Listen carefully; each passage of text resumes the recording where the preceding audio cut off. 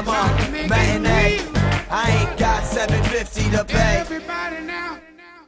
You know, I finally come to peace with this new G.I. Joe. I'm okay with it. I know it's not the 80s G.I. Joe, but I still think that 80s cartoon gets a bad rap, man. Everybody keeps wanting to call it gay.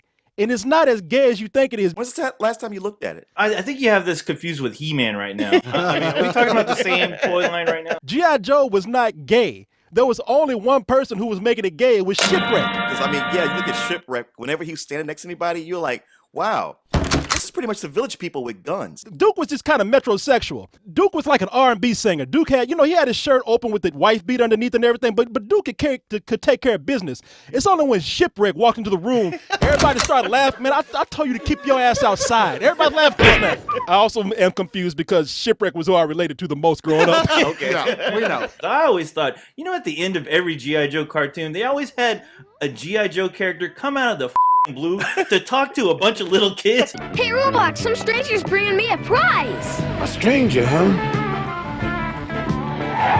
All he wanted to bring you was trouble. I was like, where the hell was Chris Hansen back then? It was never like they would just, greet them like normally. They were always popping out of bushes or behind corners and alleys and shit. Hey, kid. Yeah. Shipwreck's parrot always gave him away. Who's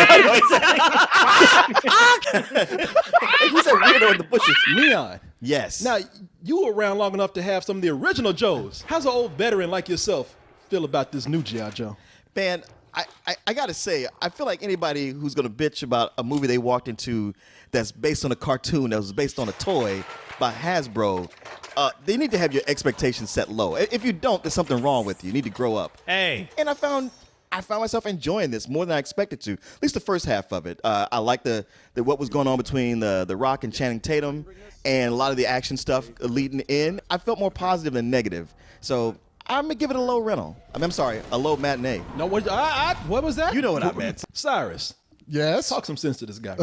I don't know. I kind of agree with him largely. I mean, I may be in the reverse. I like the second half better than the first, but it is so dumb, but so colorful and crazy and does the stupidest, wackiest, bizarre things that I'm like, okay, now this is the kind of really bad movie that I can have a good time watching. And sure enough, I did.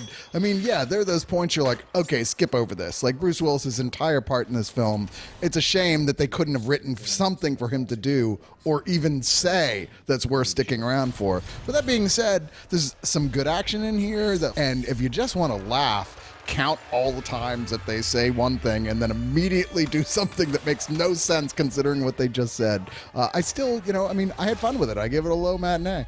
Oh, I guess I'm the only one that has any kind of respect for G.I. Joe and all they've done for our country. For the guy that says he never watched the cartoon, yes, I understand that. I still stand by that, all right? But, yeah, I don't know. I was expecting a lot more, especially from that trailer. That trailer really, had my expectations set on high, and I didn't get any of it. trailers. I'm telling you that. I know.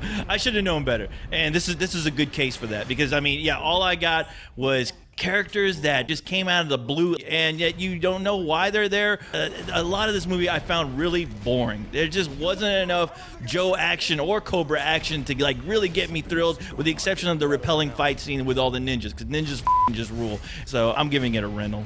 All right. The director here, John M. Chu, I think he's got about 3 different personalities because in this movie, there's one part where the action feels like it's actually from a G.I. Joe cartoon. Then there's another part where the action just feels kind of mundane. And then there's a whole different movie in this movie, the part where we've all talked about, where we have Storm Shadow fighting Snake Eyes on the side of a mountaintop. That is excellent right there. Outside of that, there's some great casting here. I think Dwayne Johnson is great as Roadblock. In the immortal words of Jay-Z.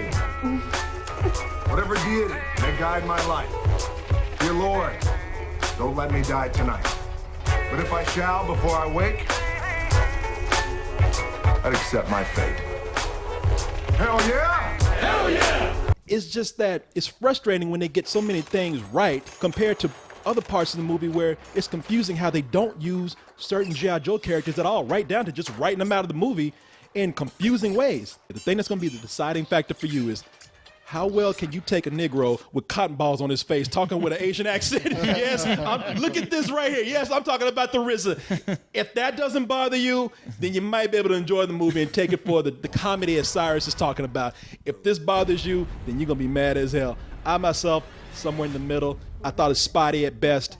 It's a rental. And now you know our ratings, people.